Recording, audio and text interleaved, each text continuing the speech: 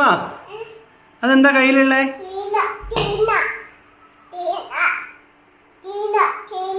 ആ തേങ്ങയാ. എന്താ ചെയ്യാത്? പൊട്ടിക്കും. എന്നിട്ട്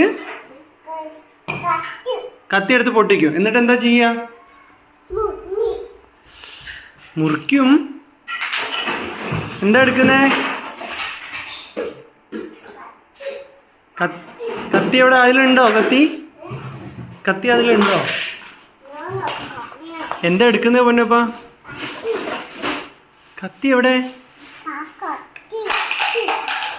പൊന്ന ആ കുപ്പി എവിടെ? കുപ്പി എവിടെ? അച്ഛ കണ്ടില്ല.